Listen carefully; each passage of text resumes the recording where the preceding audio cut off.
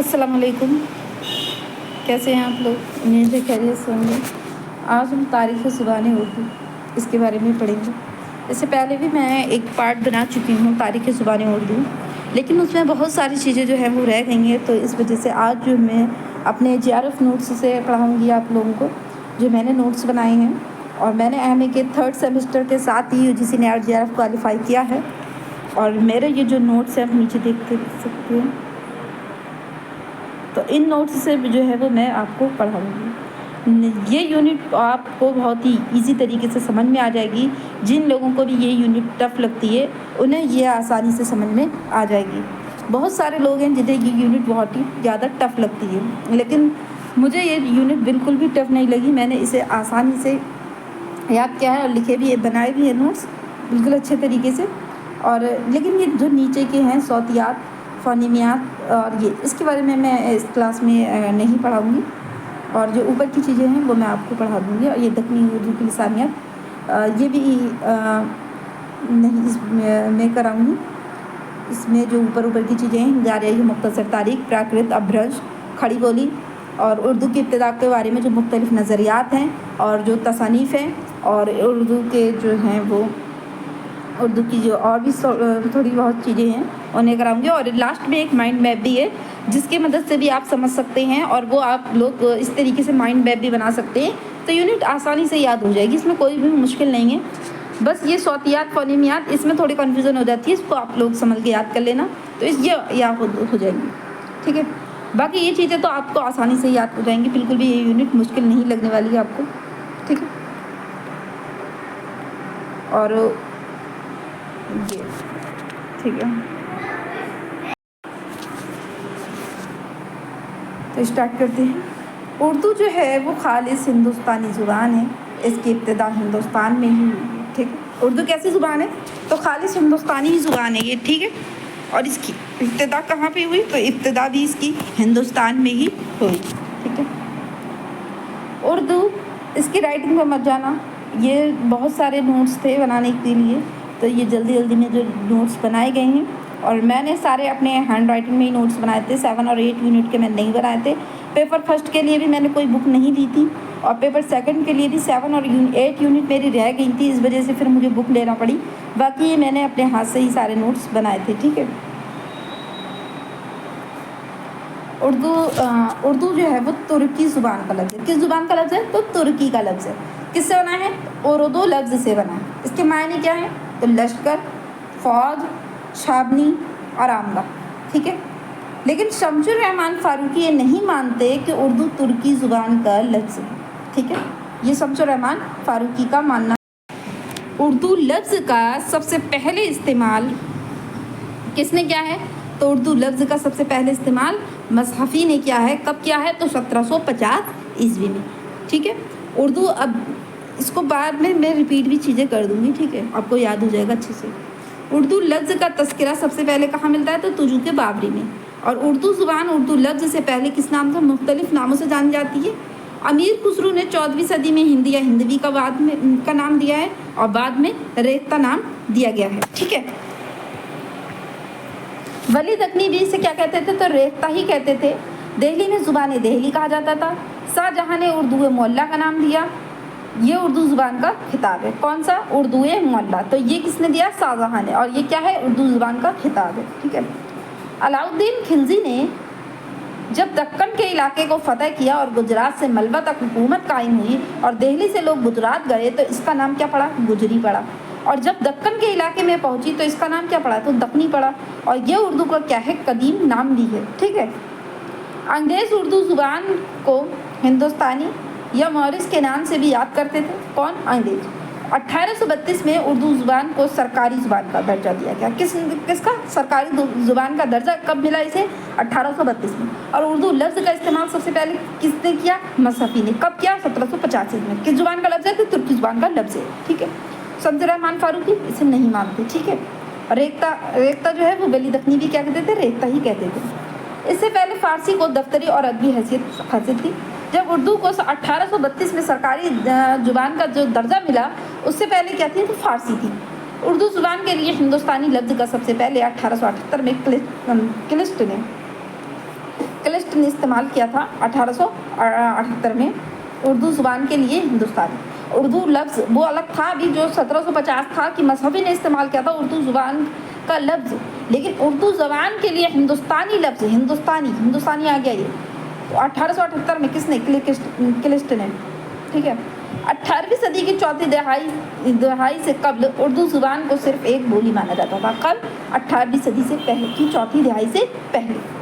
ज़ुबान के लिए लिसान लफ्ज़ भी इस्तेमाल होता है। ठीक है। ज़ुबान के लिए किस ज़ुबान का लफ्ज़ का? लिसान।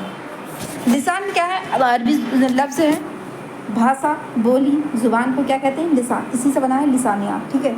इसकी जमा क्या है? अल्सिना। इज़ाए नुत्क जीभ को भी क्या कहा जाता है? ज़ुबान कहा जाता है। लिसानियात लिसान से ही क्या है? लिसानियात बना है, जिसके माने क्या है? ज़ुबान का इल्म होता है। लिसानियात से मुराद क्या है? ज़बान की तकरीरी व तहरीरी महारत हासिल करना ना नहीं है, बल्कि किसी भी ज़ुबान की इब्तिदा और इर्तिका का इल्म है। क्या है लिसानियात? किसी भी ज़ुबान की इब्तिदा और इर्तिका का क्या है? इल्म होता है। कोई ज़ुबान कैसे पैदा हुई, कैसे तरक्की की और कैसे एक बाकायदा ज़ुबान बन गई, यही क्या है? इल्म लिसानियात है। ठीक है।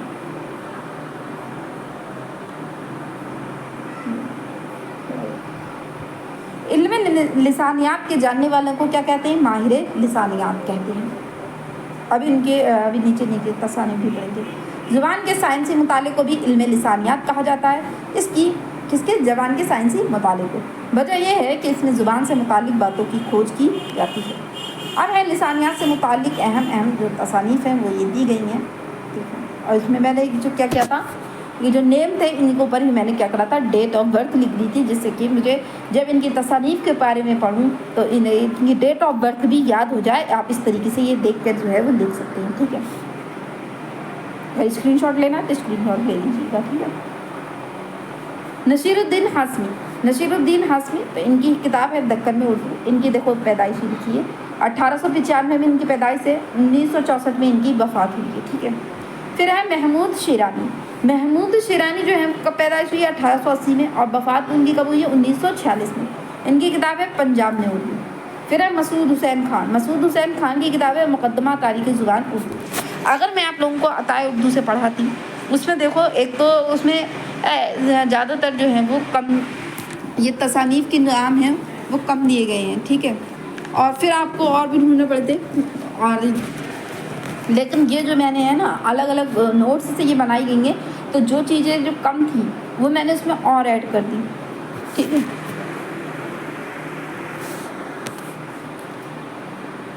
और उसमें मतलब ज़्यादातर जो है वो एक इसी वीडियो में सारी चीज़ें मुझे नहीं मिलेंगी, बहुत सारी वीडियो मुझे अलग अलग वीडियो से ये नोट्स बनाने पड़े हैं। और PYQ के भी कुछ देखे थे मैंने, और जो उसमें ऐड करना था वो भी मैंने फिर ऐड कर दिया था। और मसूद हुसैन खान की जैसे किताब है मुक़द्दमा तारीख़ ज़ुबान उर्दू, और इनकी पैदाइश कब हुई? तो 1919 से 2010 तक। फिर हम गोपी चंद नारंग। ठीक है। गोपी चंद नारंग इनकी किताब है 1931 से 2022 इनकी पैदाइश और वफ़ात है। और फिर है उर्दू ज़ुबान और लिसानियात, उर्दू की तालीम के लिसानी पहलू, ये गोपी चंद नारंग की किताब है। फिर है एहतिसाम हुसैन की किताब है उर्दू की कहानी, हिंदुस्तानी लिसानियात का खाका। ठीक है। फिर बीमज़ॉन मुतरजम इनके सैयद एहतिसाम हुसैन है, इन्हीं की तर्जमा करा हुई किताब थी उर्दू की कहानी। फिर इनकी है हिंदुस्तानी लिसानियात का खाका, ये उर्दू की कहानी वो ये है हिंदुस्तानी लिसानियात का खाका। अब ये इनकी। ठीक है। ये इन्हीं की थी क्या कहते हैं बीमज़ॉन की, लेकिन एहतिसाम हुसैन ने लिखी है।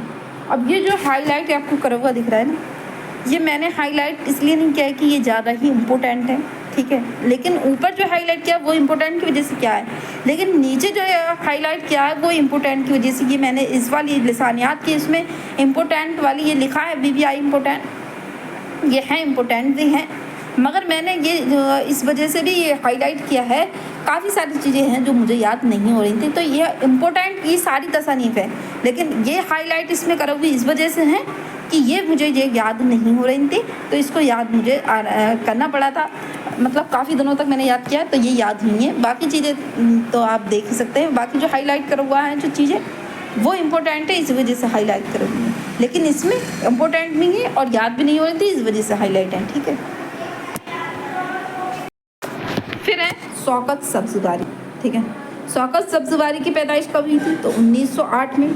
इनकी वफ़ात कब हुई है? 1973 में। और इनकी किताब कौन सी है? उर्दू लिसानियात दास्तान ज़ुबान उर्दू।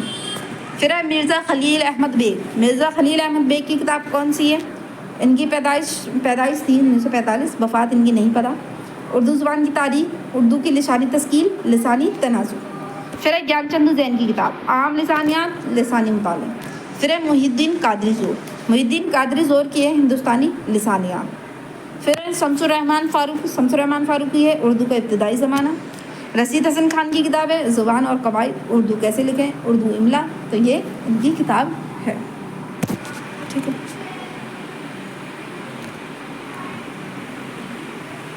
फिर है रशीद हसन खान, इनकी किताब है ज़ुबान और कवायद, उर्दू कैसे लिखें, वो ये तो हो गया। फिर है डॉक्टर शौकत सब्ज़वारी, ये डबल लिख गया था मुझसे। दास्तान ज़ुबान उर्दू, उर्दू लिसान। फिर है खुर्शीद अहमद सिद्दीकी की किताब है उर्दू की लिसानी तारीख़। सैयद सुलेमान नदवी की किताब है नुकूश सुलेमानी, इम्पोर्टेंट है। मौलवी अब्दुल हक की है, मौलवी अब्दुल हक देहलवी, इनकी ज़ुबान है उर्दू ज़ुबान अदब। फिर है मसूद हुसैन रिजवी, इनकी किताब है उर्दू ज़ुबान और उसका रस्मुल ख़त। ठीक है, तो देख सकते हैं यहाँ ये कि नसीरुद्दीन हाशमी दक्कन में उर्दू, महमूद शिरानी पंजाब में उर्दू, मसूद हुसैन खान मुक़दमा तारीख़ ज़ुबान उर्दू। ठीक है, ये और ये सैयद सुलेमान नदवी नुकूश सुलेमान। ठीक है, इनके स्टेटमेंट भी हैं और इनके ये भी हैं और इम्पोर्टेंट है, ये सारी इम्पोर्टेंट है, याद कर लेना। ये स्क्रीनशॉट लेना है जिससे वो ले सकता है। ठीक है। फिर है उर्दू के इब्तिदाई नाम। उर्दू के इब्तिदाई नाम इसमें हैं हिंदवी या हिंदुस्तानी, फिर है गुजरी, फिर है लश्करी, फिर है रेख्ता, फिर है ज़ुबान दिल्ली, फिर है हिंदी, फिर है उर्दू मोल्ला, फिर है दक्कनी, फिर है उर्दू। ठीक है, ये क्या है? उर्दू के इब्तिदाई नाम हैं, इनसे भी क्वेश्चन बनते हैं, तो याद कर लेना। हिंदवी या हिंदुस्तानी या गुजरी, लश्करी, रेख्ता, ज़ुबान दिल्ली, हिंदवी, उर्दू का मोल्ला, दक्कनी, उर्दू, ये सब क्या हैं? उर्दू के इब्तिदाई नाम हैं। ठीक है। फिर ये जो है वो ये ज़्यादा इम्पोर्टेंट नहीं है, आप चाहें तो आप देख सकते हैं, कर सकते हैं। फिर है हिंद आर्याई की मुख्तसर तारीख़। ठीक है, शुरू में जब हम नोट्स बनाते हैं ना तो पता नहीं होता है कि क्या लिखना है क्या नहीं लिखना, सारा मैंने लिख लिया है, लेकिन बाद में पता चला कि ये इतना इम्पोर्टेंट था या नहीं था, और फिर मैंने हाईलाइट भी किया जो मुझे इम्पोर्टेंट लगी कि सवाल इनसे नए नए क्वेश्चन से जो बन सकते हैं। ठीक है, हिंद आर्याई की मुख्तसर तारीख़ तो ये है 2500 कबल मसीह के करीब हिंदुस्तान पर आर्य नस्ल के जो लोग हैं उन्होंने हमला किया। इस वक्त पूरे हिंदुस्तान में द्राविड़ नामी नस्ल के लोग आबाद थे। ठीक है, इस बात को समझो। 2500 कबले मसीह के करीब। ठीक है, कब? 2500 कबले मसीह के करीब हिंदुस्तान पर क्या आर्य नस्ल के लोग थे। ठीक है, कौन थे? आर्य नस्ल के लोग। इन्होंने क्या किया? हमला किया। इस वक्त पूरे हिंदुस्तान में द्राविड़ नामी नस्ल के लोग आबाद थे। यानी आर्य से पहले कौन सी नस्ल आबाद थी यहाँ पर? तो वो थे द्राविड़ नामी बासिंदे थे। ठीक है, द्राविड़ नामी लोग थे। और ये आर्य ने क्या किया? आर्य नस्ल के लोग आए, इन्होंने क्या किया? हमला किया। कब आए थे ये? तो 2500 कबले मसीह आए। ठीक है, आर्याओं ने इनको जुनूब की जानिब धकेल दिया और इन्होंने वहाँ अपनी बस्तियाँ बसा ली। अब जुनूब जो है वो क्या? नीचे की साइड, जो दक्कन का इलाका है, ये नीचे का जो साइड है, ये मैप इस तरीके बना देती हूँ एक मिनट। जो ऊपर का जो इलाका है वो है शुमाल। ठीक है, नीचे है जुनूब, ये है मशरिक और ये है मगरिब। अब मैप को आपके दिमाग में घूमता होगा मैं, जैसे नीचे का जो इलाका है, जैसे महाराष्ट्र है, तमिल है, वो महाराष्ट्र है, केरल वगैरह, ये नीचे के जो इलाके हैं। मशरिक यहाँ पे बिहार वगैरह है, यहाँ पे यूपी वगैरह है, ये उत्तर प्रदेश और ये यूपी यहाँ पे ये ऊपर आता है, और ये मगरिब ये यहाँ पे राजस्थान वगैरह, ये सारी चीज़ें तो अब देख लेना। ऊपर है शुमाल, नीचे है जुनूब, फिर है मशरिक, फिर है मगरिब। मैंने इसलिए बता दिया जुनूब से भी लोगों को मतलब होता है कि जुनूब, तो आपके दिमाग में आ जाए कि जुनूब यानी नीचे की तरफ। जो ऊपर जो थे लोग, उन्होंने क्या किया? नीचे धकेल दिया। किसको? द्राविड़ नामी लोग जो थे उन्हें। ठीक है, जुनूब की जानिब जो है वो धकेल दिया और इन्होंने अपनी बस्तियाँ बसा ली, ठीक है। जो आर्य लोग थे उन्होंने क्या किया, अपनी बस्तियाँ बसा ली और इन लोगों को द्राविड़ लोगों थे उन्होंने नीचे ढकेल दिया। द्राविड़ ही हिंदुस्तान के असल बासिंदे हैं। तो जो द्राविड़ जो पहले से ही मौजूद है तो वही हिंदुस्तान के असल बासिंदे हैं, जबकि आर्य तो वस्ती एशिया की जानिब से हिंदुस्तान में आए थे। आर्य लोग कहाँ से आए थे, तो बस्ती एशिया है वहाँ से आए थे ये हिंदुस्तान में, और इन्होंने हमला किया और द्राविड़ को नीचे ढकेल दिया और उन्होंने खुद अपने घर वहाँ पे बसा लिए, ठीक है। और असल बासिंदे द्राविड़ ही थे। ये लोग बहुत से कबाइल में मुनकशिम थे, हर एक की अपनी अपनी ज़ुबान है, लेकिन बुनियाद जो है वो मुश्तरक है, ठीक है। अलग अलग लोगों की बोलियाँ जो अलग अलग लोग होंगे। ज़ुबान जो है वो आवाज़ और अल्फाज का मजमू है। ज़ुबान हमारे एहसासात और जज्बात और ख़यालात को अदा करने का एक वसीला है। ज़ुबान जो है वो ज़बान व मक़ाम के एतबार से एक दूसरे से मुख्तलिफ होती है। उनकी सौती, सर्फ़ी और नहवी खुसूसियात की बिना पर इन्हें माहिर लिसानियात ने कुल 8 ख़ानदानों में तकसीम क्या है जो मुंदरजा झैल है। ये है सामी, हिंद चीनी, द्रावड़ी, मुंडा, अफ्रीका की बातू, अमेरिकी, मलयाई, हिंद। तो ये जो हैं वो 8 ख़ानदान हैं जिसे माहिरीन लिसानियात हैं, जो लिसानियात के जानने वाले यानी माहिरीन लिसानियात, उन्होंने इसको क्या किया है, 8 ख़ानदानों में तकसीम किया है। और ये जो है और किस बिना पे, सौती, सर्फ़ी और नहवी खुसूसियात की बिना पर। तो ये जो है वो 8 ख़ानदान हैं, याद कर लेना इसे, ठीक है। ये तरतीब से भी आ सकते हैं। तो इस तरतीब के याद करने के चक्कर में मैं क्या करती थी, कह रही थी एक ट्रिक बना रही थी, फिर ट्रिक की ज़रूरत ही नहीं पड़ी, ट्रिक बनाई मतलब वो सही भी नहीं थी, और ये जो है मेरे ऐसे ही फिर याद हो गए थे। सामी, हिंदचीनी, द्रावड़ी, मुंडा, अफ्रीका, और फिर है अमेरिका, फिर है मलयाई, और फिर है इंडो यूरोपी। इस तरीके से फिर मैंने याद किए, याद हो गए, ठीक है। और ट्रिक में ये बना रही थी कि शहद में मुझे याद भी नहीं है क्या क्या बना रही थी मैं, मतलब सीन से तो सामी था, फिर है हिंदू चीनी, फिर है द्रावड़ी, फिर है मुंडा, में से शायद मुंडा था, फिर है अफ्रीका, फिर है अमेरिका। इस तरीके से ये थी, और ठीक है। तो ये ट्रिक ज़्यादा सही नहीं है। तो बाकी और भी चीज़ें जो कि मैंने ट्रिक बनाई थी, लेकिन इस वाली ट्रिक से फिर मैंने याद नहीं किया, ये याद हो गया। सामी ख़ानदान जो है वो, इस ख़ानदान में बहुत सारी अहम ज़ुबानें हैं आती हैं, अरबी और इब्रानी इसी से निकली है। अब देखो ये ख़ानदान है, ठीक है, ये क्या है, 8 ख़ानदान है। 8 ख़ानदानों में से सब ये सामी आता है, तो सामी से ही क्या निकली है, अरबी और इब्रानी निकली है।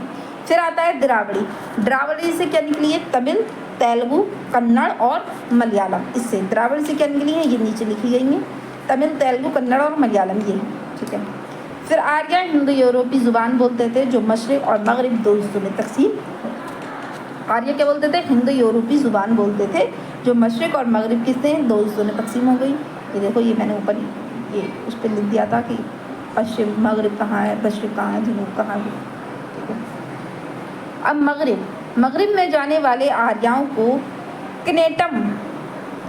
कनेटम ग्रुप का नाम दिया गया है, ठीक है। कनेटम ग्रुप जो मगरिब में गए हैं, कन्फ्यूज़न आता था मगरिब किधर गए वो, तो इससे मतलब मैं एक इमेजिनेशन दिमाग में करती कि मगरिब में गए हैं, तो मगरिब में जाने वालों को कनेटम ग्रुप, और फिर जो मशरिक़ में गए उन्हें कोस्टम ग्रुप। ये कोई इसी में नहीं लगाया है मैंने, ठीक है, ये कोस्टम ग्रुप आएगा बाद में, ये मैंने लिखा एक सही करके एक जगह। कनेटम और कोस्टम ये 2 ग्रुप थे जो मगरिब में गया, यानी मगरिब, ये देखो ऊपर मैंने ये लिखा है, ये मगरिब इस साइड में, अब आपकी समझ में आता होगा दिमाग में, मगरिब यानी इस साइड में, राजस्थान वगैरह ये इस साइड में है जो, तो मगरिब में जाने वालों को क्या कहेंगे, कनेटम ग्रुप, जिसमें नुमाइंदा ज़बानें यूरोप की यूनानी, लातीनी और जर्मनिक वगैरह हैं। और मशरिक़ की तरफ हिजरत करने वाले, मशरिक़ यहाँ इस साइड वाला है, तो मशरिक़ की तरफ हिजरत करने वाले आर्यों को क्या कहते थे, कोस्टम ग्रुप के लोग कहा है, जो ईरान में ओस था और बाद में इसकी जदीद शक्ल फ़ारसी वगैरह बोलते थे, तो वो हैं मशरिक़ में, ठीक है।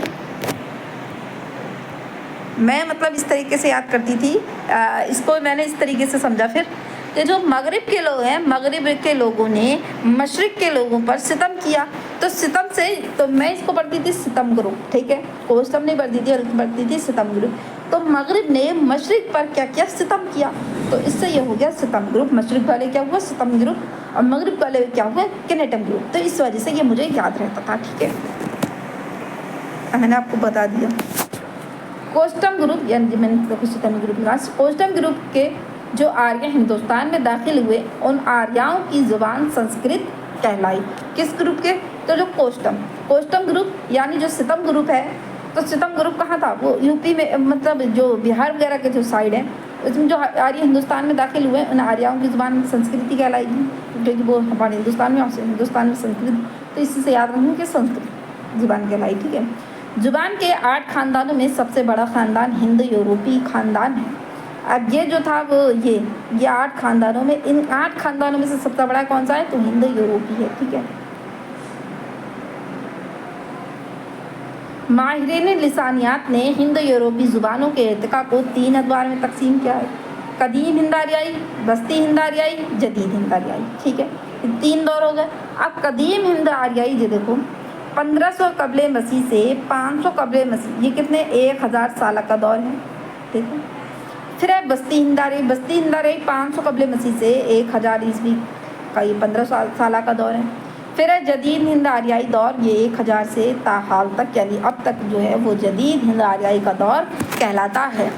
अब पढ़ेंगे हम कदीम हिंद आर्याई दौर के बारे में। ठीक है, तो कदीम हिंद आर्याई देखो पहले था 8 ख़ानदान में सबसे बड़ा कौन सा था, हिंदो यूरोपी। अब हिंदो यूरोपी को भी 3 हिस्सों में तकसीम, उसको जो है 3 हिस्सों में तकसीम किया गया, कदीम, वस्ती और जदीद। ठीक है, तो ये इसके टाइम पीरियड्स हैं, टाइम पीरियड से क्वेश्चन आते हैं, याद कर लेना। ठीक है, और आप PYQ उठा के देखिएगा इसमें किस तरीके के क्वेश्चंस हैं, और ये आपको मिल जाएंगे। अब है कदीम हिंद आर्याई। कदीम हिंद आर्याई ये दौर 1500 कबले मसीह तक शुमार किया जाता है। ठीक है, कौन सा, कदीम हिंद आर्याई दौर 1500 कबले मसीह तक। कदीम हिंद आर्याई दौर को माहिरीन लिसानियात ने 2 हिस्सों में तकसीम किया है, जिनमें ज्ञानचंद जैन का नाम सहरे फहरिस्त है। ठीक है, अब ये जो था इसको पहले तो हिंद यूरोपी जो ख़ानदान है उसको भी तकसीम किया गया, उस फिर हिंद आर्याई ख़ानदान हुआ, हिंद यूरोपी से भी 3 हिस्से में बटा, कदीम, बस्ती, जदीद, 3 हिस्सों में बढ़ गया। 3 हिस्सों से बढ़ के भी अब जो था एक एक करके इनके बारे में बात करेंगे। तो सबसे पहले कदीम हिंद आर्याई के बारे में बात कर रहे हैं हम। तो कदीम हिंद आर्याई को भी 2 हिस्सों में बांट दिया। किसने बांटा, तो ज्ञानचंद जैन ने बांटा, और फिर ज्ञानचंद जैन ने 2 में बांटा, लेकिन सुदेश्वर वर्मा ने क्या किया, 5 हिस्सों में बांट दिया।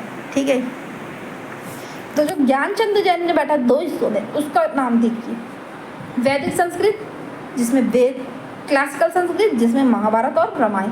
ठीक है, 2 हिस्सों में इन्होंने बांट दिया, वैदिक और क्लासिकल। अब है कदीम हिंद आर्याई। कदीम हिंद आर्याई को डॉक्टर सुदेश्वर वर्मा ने 5 मंजिलों में तकसीम किया। अभी कदीम हिंद की बात कर रहे हैं, कदीम हिंद को ज्ञानचंद जैन ने 2 में, वैदिक और क्लासिकल संस्कृत, और लेकिन डॉक्टर सुदेश्वर वर्मा ने 5 हिस्सों में तकसीम किया, जिसे वैदिक मंजिल। अभी हम पढ़ेंगे 5 हिस्सों में कौन कौन से तकसीम किया, वो हम अभी जानेंगे। ठीक है, वैदिक मंजिल जो है इस साहित्य में 4 वेद, ऋग्वेद, सामवेद, यजुर्वेद, अथर्ववेद लिखे जाते हैं। यानी संस्कृत जो है वो मजहब की क्या हो जाती है, बानी हो जाती है, जो वैदिक मंजिल है इसमें। ठीक है, और इसमें क्या हुए, वैदिक से आप समझ लेना कि वेद लिखे गए हैं इसमें, और जो संस्कृत जो है मजहब की बानी होती है, क्योंकि ये वेद जो है वो मजहब के लोग मानते हैं, तो यानी ये क्या हुई, मजहब की बानी हो गई। ठीक है, फिर है अहदे पानी की मंजिल। इस अहद में क्या हुआ, पानी की अष्टाध्याय, पतंजलि की महाभाष्या। इस तरह इस दौर में संस्कृत जो है वो आलिमों की ज़ुबान बन गई। पहले क्या हुआ, वेद थे, वेद जो है वो मजहब के लोग मानते हैं।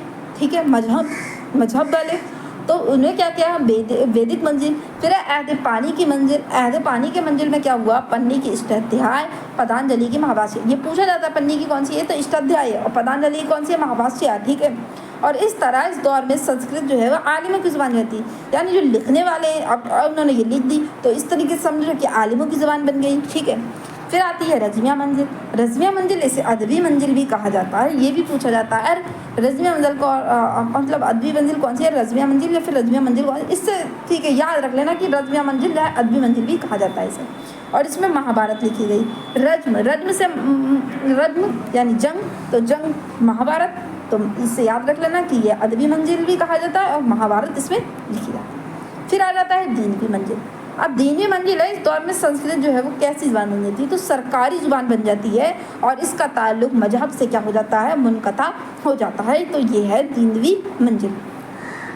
ठीक है, अगर वीडियो पसंद आए तो प्लीज़ लाइक ज़रूर कर दीजिएगा। आप लोग देखते हैं मगर लाइक कमेंट कुछ नहीं करते हैं। ठीक है, तो अगर मेहनत पसंद आ रही हो और भी इस तरीके की वीडियो आपको चाहिए तो ज़रूर लाइक और कमेंट जरूर कर देना। ठीक है, अब है टकसाली मंजिल।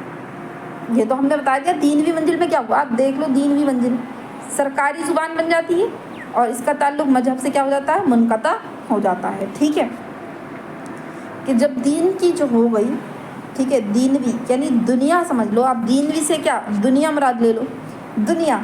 तो दुनिया में क्या, ये सरकारी ज़ुबान बन जाती है और इसका ताल्लुक क्या होगा, मजहब से कट जाता है, क्योंकि ये दुनिया क्या हो गई। जब कोई आदमी दुनिया का हो जाएगा तो उसका मजहब से ताल्लुक कट जाएगा। इस तरह समझ लो कि इसका मजहब से मुनक़ता हो जाता है इसका ताल्लुक और ये सरकारी ज़ुबान बन जाती है। फिर है टकसाली मंजिल। टकसाली मंजिल इस अहल में संस्कृत कवायद नवीसों की पाबंद होकर खुद को महदूद व महसूर कर लेती है, सिद्धि के चक्कर में फंसकर एवाम से दूर हो जाती है, इसलिए इसके पहलू व पहलू एवामी बोलियाँ परवान चढ़ने लगती हैं। ये क्या हो जाती है, पाबंद हो जाती है, खुद को महदूद कर लेती है और ये क्या करती है, आवाम से दूर हो जाती है। टकसाली, टकसाली, ठीक है, याद रखिए इसको, ऐसे याद रख लेना। टकसाली मंजिल ये आवाम से दूर हो जाती है इसमें, और इसमें कोई बुक नहीं है, कुछ नहीं है। फिर है बस्ती हिंद आ गई का दौर। कदीम का हमने जान लिया। ज्ञानचंद जैन ने किसे 2 हिस्सों में तकसीम किया है, वैदिक क्लासिकल। सुरेश्वर वर्मा ने 5 मंजिलों में तकसीम किया है। पहले कौन सा था, वैदिक मंजिल, फिर ऐद पानी की मंजिल, फिर है जो है वो रज़विया मंजिल, फिर है दीनवी मंजिल और फिर है टकसाली मंजिल। ये हो गई। अब है बस्ती हिंद आर्याई। तो बस्ती हिंद आर्याई को भी 3 हिस्सों में तकसीम किया गया, अभी जानते हैं। ठीक है, तो बस्ती हिंद आर्याई 500 कबले मसीह से 1000 ईस्वी तक का ज़माना है, जिसे माहिरीन ने इर्तिकाई खुसूसियात के लिहाज से 3 अदवार में क्या किया है, तकसीम किया है। ठीक है, पहला दौर कौन सा, तो पहला दौर है 500 कबले मसीह से लेकर मसीह दौर। अब कहेंगे 500 से तो 1500 से, देखो 1500 कबले मसीह से 500 कबले मसीह, ये कौन सा था, कदीम हिंद आर्याई का दौर था, कदीम हिंद आर्याई का। अब देखो 500 कबले मसीह से 500 कबले मसीह से लेकर 1000 ईस्वी तक, ठीक है, 1000 ईस्वी तक जो है वो बस्ती हिंद आर्याई का दौर होता है। ये बैक में चलता है कबले मसीह। ठीक है, इस दौर में क्या होता है, पाली जो होती है वो आवाम की मकबूल तरीन ज़ुबान रही है। 1500 कबले मसीह से, देखो रह गया कुछ, तो बस्ती हिंद आर्याई का दौर कब से, 500 कबले मसीह से 1000 ईस्वी तक और 3 अदवारों में तकसीम है। पहला दौर कौन सा है, तो पहला दौर जो है वो 500 कबले मसीह से कब से है, मसीह दौर शुरू होने तक से पहले तक का ज़माना है। इस दौर में क्या होती है, पाली जो है वो अवाम की मकबूल तरीन ज़ुबान रही है, जिसमें जैन मत और बौद्ध मत की तालीमात मिलती है। ठीक है, याद रखना कि जैन मत और बौद्ध मत की तालीमात किस ज़ुबान में मिलती हैं, तो पाली में मिलती हैं, याद रख लेना। ठीक है, इम्पोर्टेंट बात है। फिर है प्राकृत। पहला दौर हो गया पाली का, फिर आता है प्राकृत। दूसरा दौर मसीह सन के इब्तिदा से 500 ईस्वी तक का शुमार किया जाता है। कौन सा, दूसरा दौर। फिर है अपभ्रंश। फिर है 500 से 1000 ईस्वी तक के दौर को अपभ्रंश का दौर कहा जाता है। समझो इस बात को कि बस्ती हिंद आर्याई को 3 अदवार में तकसीम किया है। अब 3 अदवार में जब इसको तकसीम किया तो इसको जो है वो 3 अदवार में, बस्ती हिंद आर्याई को 3 अदवार में तकसीम किया। तो पहला जो है वो 500 कबले मसीह से 1000 सन ईस्वी तक, फिर 1 सन ईस्वी से लेकर 500 ईस्वी तक, और फिर 500 ईस्वी से 1000 ईस्वी तक का दौर। तो पहला है पाली का, फिर है प्राकृत, फिर है अपभ्रंश। ठीक है, याद रखना पाली में जो है वो जैन मत और बौद्ध मत की भी तालीमात मिलती है। पाली जो है वो उसको कदीम मागधी भी कहा जाता है। इससे भी सवाल बने हैं कि पाली को क्या कहा जाता है, तो कदीम मागधी, याद रखना, ठीक है। लफ्ज़ पाली संस्कृत से पंक्ति से निकला है। पंडित श्री अवध की तहकीक के मुताबिक पाली बौद्ध धर्म शरा की सत्र को भी कहते हैं। पाली जो है वो बुद्ध मजहब की ज़बान है। किसकी है? बुद्ध मजहब की। बुद्ध मजहब से पेशवा महात्मा गौतम बुद्ध पाली बोलते थे और इसी ज़ुबान में उन्होंने अपने मज़हब की तबलीग की थी। पाली बुनियादी तौर पर मगधी की ज़ुबान है, मगधी की ज़ुबान थी और जहाँ के दौर में मगधी प्राकृत का इर्तिका अमल में आया था। बौद्ध मजहब की तमाम तसनीफ़ पाली ज़ुबान में ही पाई जाती हैं। किसमें? पाली में। बौद्ध मजहब की जो तमाम तसनीफ़ है वो पाली में ही मिलती हैं। अब बताए प्राकृत के बारे में पढ़ेंगे। प्राकृत जो है कि मायने क्या है? फितरी ज़ुबान के हैं। किसके? फितरी ज़ुबान के। इनके भी सारे आप मीनिंग वगैरह याद रखना कि ठीक है। एवाम का मुहावरा या एवाम की बोली ठोली पहली प्राकृत कहा गया, जो टकसाली संस्कृत से मुख्तलिफ थी। एवाम की बोली ठोली का अदबी रूप क्या है? पाली है। पहले लोग क्या करते थे? संस्कृत बोलते थे। संस्कृत के बाद जब संस्कृत लोग बोलने लगे तो संस्कृत के बाद क्या हुआ, फिर लोगों ने उसे समझा कि इसमें बहुत सारी गलतियाँ जो भी आ गई, तो उन्होंने उसको पाक किया। फिर उसके बाद में जो है वो पाली बोलने लगे। जब पाली बोलने लगे, जो ऊपर के जो लोग थे, ठीक है, वो जब पाली बोलने लगे तो फिर अवाम जो है वो पाली बोलने लगी। फिर उन्होंने क्या किया? प्राकृत को अपनाया। जब अवाम जो है वो प्राकृत भी बोल गई, फिर उन्होंने अभ्रंश, फिर तो इसी तरीके से ये सारी उन्हें चली आती हैं। देखिए, टकसाली संस्कृत से मुख्तलिफ थी। अवाम की बोली ठोली का अदबी रूप पाली है। प्राकृत से मुराद वो फितरी ज़ुबानें हैं जो संस्कृत पर लगाई गई पाबंदियों और कवायद नवेशियों की जकड़बंदियों के सबब वजूद में आई। प्राकृत कैसे वजूद में आई? ठीक है, जब संस्कृत पर पाबंदी लग गई तो कवायद नवेशियों की जकड़ पाबंदियों के सबब जो है वो वजूद में ये प्राकृत आई और अवाम की रोज़मर्रा की ज़रूरतों को पूरा करती थी। कौन? प्राकृत। प्राकृत के बाद सबसे कदीम नमूने बौद्ध और जैन की मजहबी किताबों या फिर अशोक की लाटों पर कुंदा किए हुए मिलते हैं। इसको पहली प्राकृत भी कहा जाता है। किसको? प्राकृत को। प्राकृत के इसी अदबी शक्ल को पाली भी कहा जाता है। अब ये सवाल इम्पोर्टेंट है कि प्राकृत के अदबी शक्ल क्या कहा जाता है? तो पाली कहा जाता है। प्राकृत का नाम पाली उस वक्त पड़ा जब प्राकृतों ने अदबी शक्ल की हैसियत इख्तियार कर ली। ठीक है, फिर मसूद हुसैन खान के मुताबिक पहली प्राकृत सिर्फ उस ज़ुबान को कहेंगे जिसका अदबी रूप पाली है और ये इम्पोर्टेंट है। ठीक है, वस्ती हिंद आर्याई का दूसरा दौर अदबी प्राकृतों यानी प्राकृतिक दौर कहलाता है। वस्ती हिंद आर्याई का दूसरा दौर। हिंद आर्याई लिसानियात के माहिरीन ने प्राकृत को 5 हिस्सों में तकसीम किया है। अब जो प्राकृत है, हिंद आर्याई लिसानियात का जो दूसरा दौर है, वो हिंद आर्याई बस्ती हिंद आर्याई का जो दूसरा दौर है जो है, तो इसमें जो है वो प्राकृत है। प्राकृत को क्या किया? 5 हिस्सों में तकसीम किया है। महाराष्ट्री, शौरसीनी, मगधी, अर्धमगधी और पेशाच। तो एक एक करके इनके बारे में बात करते हैं।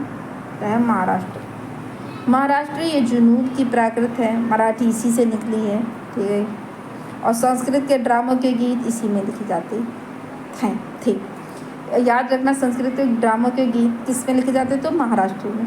प्राकृतों में सबसे पहले महाराष्ट्री की कवायद मरतब भी, और ये इम्पोर्टेंट, ये जो स्टार में लगा है ना, प्राकृतों में सबसे पहले किसके? तो महाराष्ट्री के। ये बात इम्पोर्टेंट है, याद रखना। अदबी प्राकृतों में इसे सबसे ज़्यादा अहमियत हासिल किसको? महाराष्ट्री को। इसलिए इसको मिसाली प्राकृत भी कहा जाता है। याद रखना, मिसाली प्राकृत किसे कहा जाता है? तो महाराष्ट्री जो है उसी को कहा जाता है, महाराष्ट्री प्राकृत को। अब है शौरसेनी। ये देखो, शौरसेनी इस ज़ुबान का मरकज़ शौरसेन यानी मथुरा था। याद रखना, इसका इलाका कहाँ शौरसेनी का? तो मथुरा। संस्कृत के बाद आला तबके में अगर किसी प्राकृत का रिवाज था तो वह यही ज़ुबान थी जिस पर संस्कृत की गहरी छाप नज़र आती है। संस्कृत ड्रामों में इसी ज़ुबान का इस्तेमाल होता था। संस्कृत के बाद लिखे किस में जाते थे? महाराष्ट्री में। और संस्कृत ड्रामों में किस ज़ुबान का इस्तेमाल होता था? तो शौरसेनी का। संस्कृत के बाद सबसे ज़्यादा तहजीब याफ्ता इसी को माना जाता था। अब पूछा जा सकता है कि संस्कृत के बाद सबसे ज़्यादा तहजीब याफ्ता की ज़ुबान माना जाता था, तो वो है शौरसेनी। और शौरसेनी के बाद में है मगधी। आपको ब्लैक और ब्लू हेडिंग इस वजह से नहीं दिखती हो, ये स्कैन करा हुआ PDF है, इस वजह से ज़्यादा कलर जो है वो हाईलाइट नहीं हो रहा है। ठीक है, ये ब्लैक है हुआ, क्या लग रहा है सारा ये पूरा पैराग्राफ में। ये मगधी जो है वो पूरे मशरक़ हिंदुस्तानियों की बोली थी। इसका मरकज़ मगध यानी जुनूबी बिहार था, चूँकि ये आर्याओं के मरकज़ से दूर थी। कौन सी? मगधी ज़ुबान। मगधी क्या है? पूरे मशरक़ी हिंदुस्तान की बोली थी। मशरक़ कहीं मैंने बता दिया, बिहार की साइड वाला अपने ध्यान जहन में रखना कि बिहार की जो साइड वाला है यूपी, मतलब वो है मगधी, ठीक है, यानी जुनूबी बिहार था। चूँकि ये आर्याओं के मरकज़ से दूर था, इसलिए इस पर गैर आर्याई बोलियों का शदीद असर मिलता है। इसलिए आर्य लोग इस प्राकृत को हकारत की नज़र से देखते थे। किस? अब सवाल ये बनता है कि जो आर्य लोग हैं वो कौन सी ज़ुबान को जो है वो हकारत की नज़र से देखते थे, तो वो है मगधी, ठीक है। निचले तबके के ड्रामों की गुफ्तगू इसी में होती थी। अब पूछा जा सकता है निचले तबकों की ड्रामों की गुफ्तगू किस में होती थी? वो है मगधी। फिर अर्धमगधी। अर्धमगधी इसके लफ्ज़ी मायने हैं आदि मगधी के हैं। इसका मुकाम अवध और मशरक़ी उत्तर प्रदेश था, ठीक है। ये तमाम प्राकृतों में सबसे कदीम है। कौन सी? अर्धमगधी। इसमें अशोक की तालीमात का भी प्रचार हुआ है। बिहार से इलाहाबाद तक है, जिस मज़हब फ़रोग की शाही ज़ुबान थी। क्योंकि देखो बिहार, अभी जो हमने मगधी पढ़ा वो बिहार से इसका ताल्लुक था, अब बिहार। और फिर अर्धमगधी, अर्धमगधी का ताल्लुक है आधा मगधी, आधा मगधी है तो बिहार और फिर आधा यूपी यानी इलाहाबाद। जैन मज़हब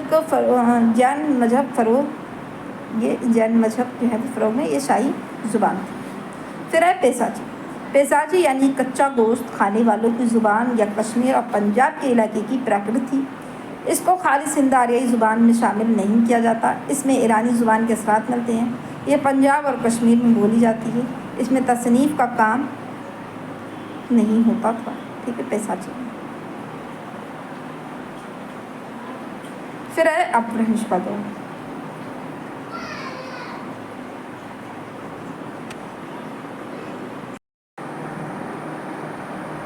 तो अपभ्रंश जो है वो अपभ्रंश का दौर कब से कब तक शुरू होता है? तो 500 ईस्वी से 1000 ईस्वी तक का। इसके दौर को अपभ्रंश का दौर कहा जाता है। मसूद हुसैन खां के मुताबिक जब प्राकृतों ने अदबी शक्ल इख्तियार करना शुरू की तो वो अवाम की डगर से जा पड़ी और अवाम की ज़ुबान का दहारा आगे बढ़ता रहा। इसी बोलचाल की ज़ुबान को इस दौर के कवायद नवेशों ने अपभ्रंश कहा है, ठीक है। ये इनकी डेफिनेशन है और इस डेफिनेशन को भी ध्यान में रखना कि इनके मुताबिक क्या है कि प्राकृतों ने जब अदबी शक्ल इख्तियार करना शुरू की तो वो अवाम की डगर से जा पड़ी, ठीक है, और अवाम की ज़ुबान का दहारा इससे बढ़ता रहा और इसी बोलचाल की ज़ुबान को इस दौर के कवायद नवेशों ने क्या? अपभ्रंश कहा है। ये वीडियो लंबी हो जाएगी तो आप लोग एंड तक ज़रूर देखना। प्राकृतों ने अदबी शक्ल इख्तियार कर लेने के बाद अवाम की बोल चाल की ज़ुबानों को कवायद नवेशों ने अपभ्रंश कहा है, ठीक है। प्राकृतों ने जो अदबी शक्ल इख्तियार की उसके बाद में अवाम की बोल चाल की ज़ुबान में क्या? कवायद नवेश जो है वो उन्होंने अपभ्रंश कहा है। अब प्राकृतों के अदबी शक्ल इख्तियार कर लेने के बाद अवाम की बोल चाल की ज़ुबानों को अपभ्रंश के माने क्या है? तो बिगड़ी हुई ज़ुबान के हैं या भ्रष्ट ज़ुबान के हैं।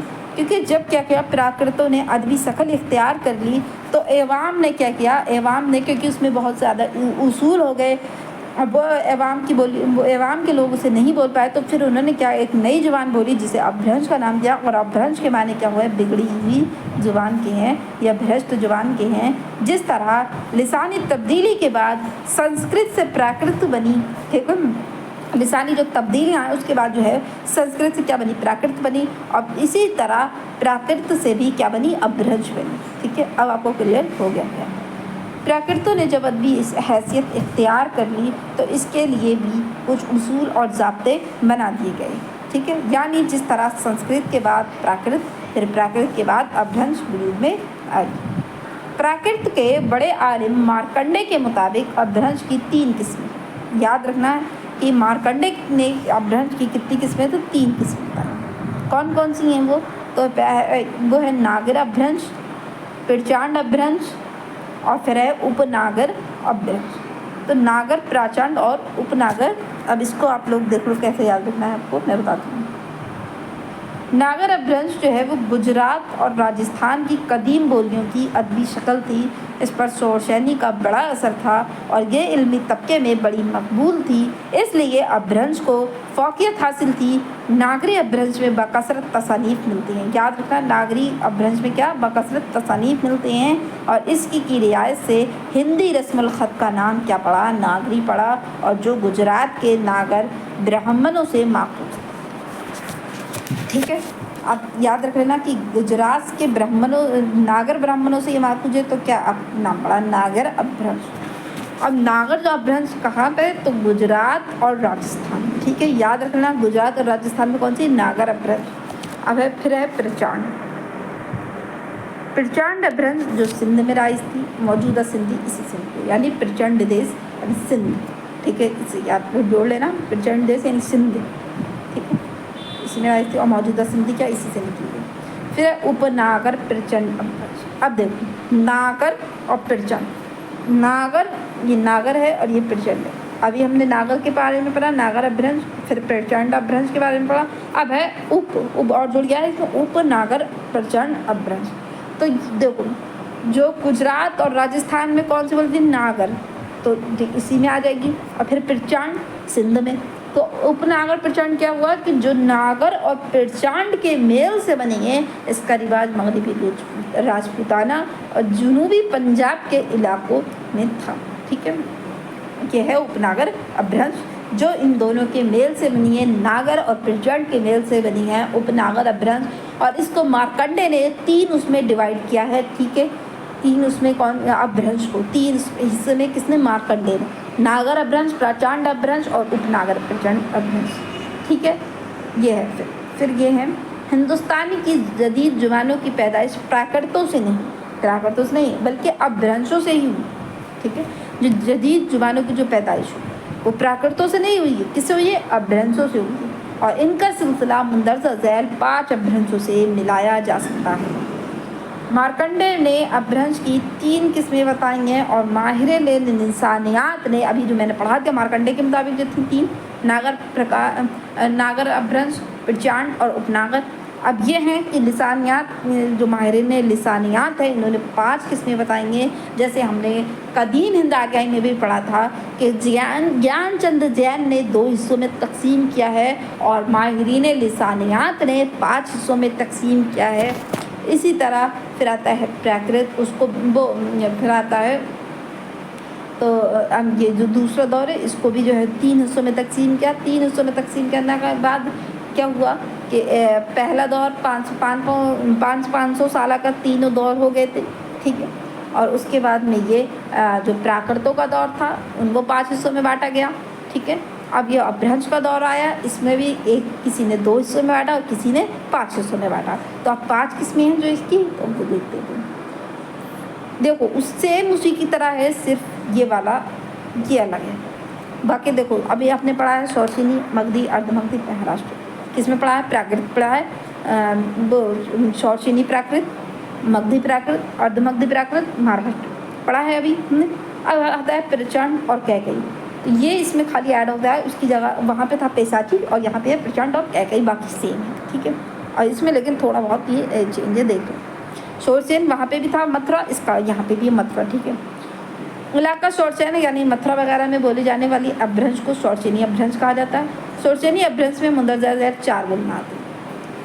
अब ये भी इम्पोर्टेंट है कि शौरसेनी अपभ्रंश की कौन सी बोलियाँ हैं, तो 4 बोलियाँ हैं, खड़ी बोली या हिंदुस्तानी, फिर है राजस्थानी, पंजाबी, गुजराती और पहाड़ी बोलियाँ, ये आती हैं शौरसेनी अपभ्रंश के अंडर।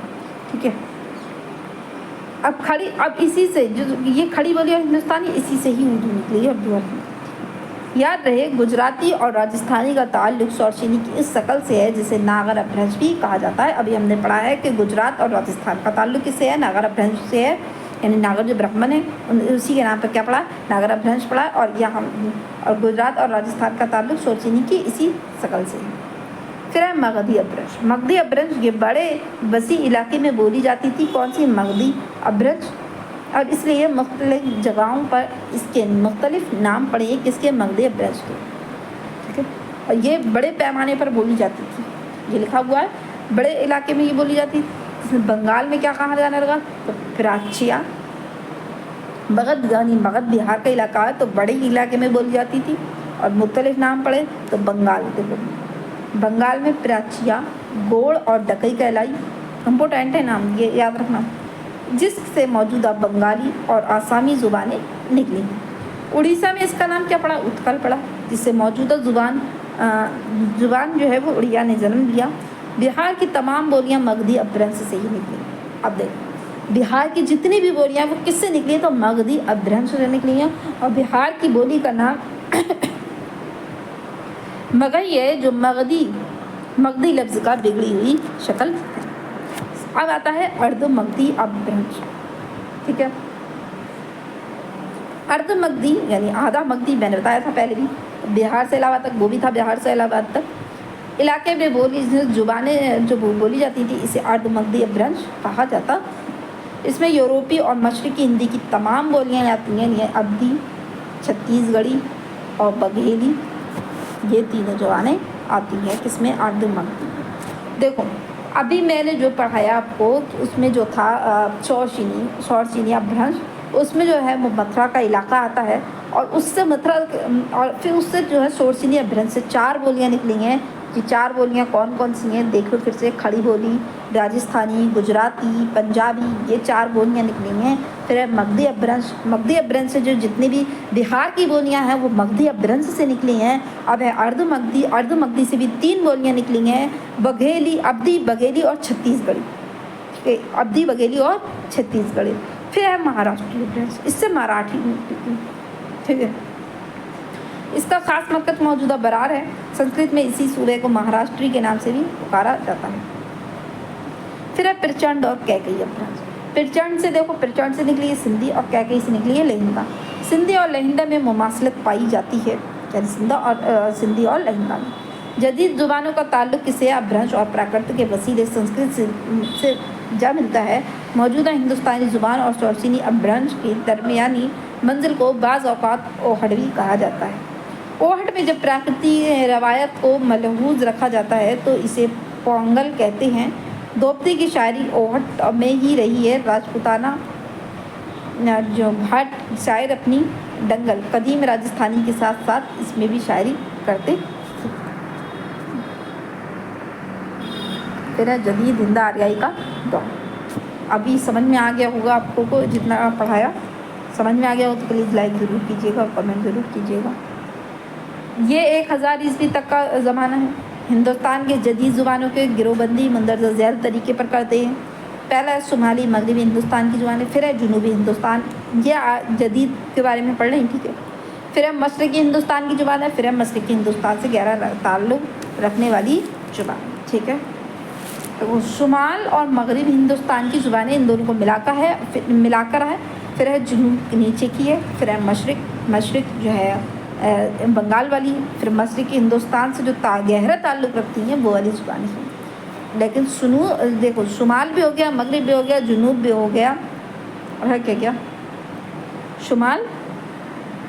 शुमाल, जुनूब, मगरब, मशरिक, ये सारा हो गया, ठीक है। मशरकी जो है मशरकी हिंदुस्तान की ज़ुबान, ठीक है। तो ये सारे हो गया। और फिर मशरकी हिंदुस्तान की से भी गहरा ताल्लुक़ रखने वाली ज़ुबान है, ठीक है। अब है शुमाल मगरबी हिंदुस्तान की ज़ुबान, ठीक है। शुमाल जो यानी जो ऊपर वाला उत्तर वाला है, तो इसमें लहिंदा और सिंधी। लहिंदा ये मगरबी पंजाब की ज़ुबान है, कहाँ की, पंजाब की, और इसका अपना रस्मुल ख़त है, लेकिन ये उमूमन फ़ारसी रस्मुल ख़त में लिखी जाती है। किसका रस्मुल ख़त किसका है, तो सिंधी, वो लहिंदा का जो है वो क्या है, अपना वो मगरबी पंजाब की ज़ुबान है और इसका रस्मुल ख़त भी है, लेकिन किस में लिखा जाती है, फ़ारसी में। फिर है सिंधी, ये सूबा सिंध की ज़ुबान है। लहिंदा कहाँ की थी, मगरबी पंजाब की। सिंधी कहाँ की, सूबा सिंध की। और इससे बोले जाने में इसके बोलने वालों में मुसलमान की तादाद बहुत ज़्यादा है। सिंधी जो है वो मुसलमान लोग बहुत ज़्यादा बोलते हैं, ये बहुत ज़्यादा है। और इसमें जो है वो अरबी, ये कहाँ की है, सिंध की ज़ुबान है, सिंध की, सूबा सिंध की। फ़ारसी के अल्फाज कसरत से शामिल हैं। पाकिस्तान में सिंधी को अरबी रस्मुल ख़त और हिंदुस्तान में देवनागरी रस्मुल ख़त में लिखी जाती है, ठीक है। सिंधी पाकिस्तान में किस रस्मुल ख़त में, तो अरबी में, और देवनागरी, और हिंदुस्तान में देवनागरी में।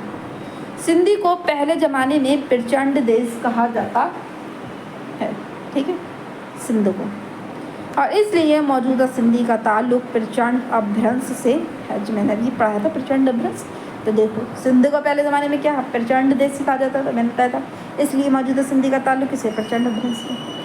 फिर आता जनूबी हिंदुस्तान की आर्याई ज़ुबान, यानी जो नीचे वाला साइड है इस मराठी महाराष्ट्र की ज़ुबान है।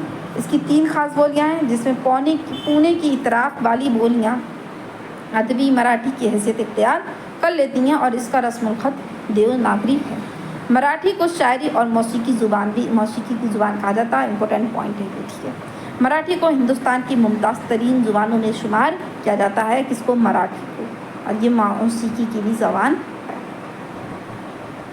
फिर आता है मशरक़ी हिंदुस्तान की ज़ुबान। मशरक़ यानी समझो बिहार वाली की बात हो रही है, तो बिहार की साइड में जो है आसामी, बंगाली, उड़िया, बिहारी, तो ये ज़ुबानें। अब देखो आसाम की ज़ुबान है, उड़िया की तरह आसामी भी बंगाली की बहन है। फिर है बंगाली, ये रियासत बंगाल और बांग्लादेश की ज़ुबान है। उड़िया, ये उड़ीसा कदीम उत्कल में बोली जाने वाली ज़ुबान है, इसलिए इसको उत्कली या औरडी भी कहा जाता है। फिर है बिहारी, ये बिहार और यूपी के इलाके में बोली जाती है। वो बिहार और यूपी के कुछ ज़िला में बोली जाने वाली ज़ुबान है बिहारी, ठीक है। फिर है बंगाली, उड़िया और बिहारी आसामी की पैदाइश भी मगधी अपभ्रंश से ही होती है। बिहार की 3 बोलियाँ काफ़ी मशहूर हैं। कौन कौन सी हैं? मैथिली है, मगही है, भोजपुरी। तो ये 3 ज़ुबानें हैं, ठीक है। तो ये काफ़ी मशहूर है, बिहार की हैं मैथिली, मगही और भोजपुरी। अब है मशरक़ी हिंदुस्तान से गहरा ताल्लुक़ जो रखती हैं ज़ुबानें मशरक़ी, यानी जो मशरक़ यानी जो बिहारी साइड में जो है वो इससे, तो ये गहरा ताल्लुक़ रखने वाली ज़ुबानें मशरक़ी हिंदी। जैसा कि नाम से मशहूर है, मगरबी हिंद के यूरोप में बोली जाने वाली ज़ुबान। मशरक़ी हिंदी की 3 बोलियाँ खास हैं, अवधी, बघेली, छत्तीसगढ़ी।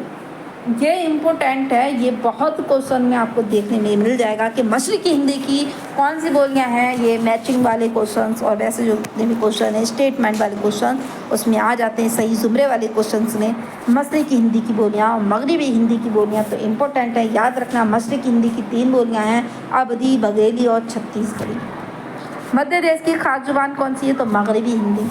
मगरबी हिंदी मध्य देश की ज़ुबान को ही मगरबी हिंदी कहते हैं, जो मगरब में सर हिंद से लेकर मशरिक़ में इलाहाबाद तक, शुमाल में हिमालय के दामन से लेकर जुनूब में विंध्याचल और बुंदेलखंड तक बोली जाती है।